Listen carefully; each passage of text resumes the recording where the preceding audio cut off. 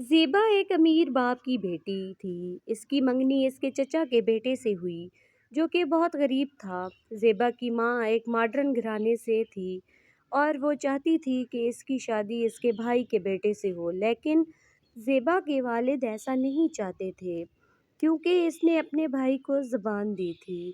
پر زیبا کو اس کا class fellow پسند تھا۔ وہ ماں باپ دونوں کی پسند سے شادی نہیں کرنا چاہتی تھی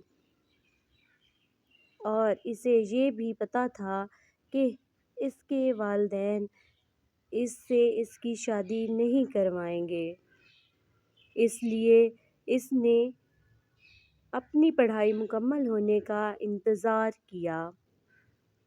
جب اس کی پڑھائی ختم ہو گئی تو اس نے اپنے والدین کے سامنے اپنی پسند کا اظہار کیا تو اس کے والدین غصہ ہو گئے اور اسی وقت اس کا نکاح چچا کے بیٹے سے کروا دیا۔ جب شادی ہو کر سسرال گئی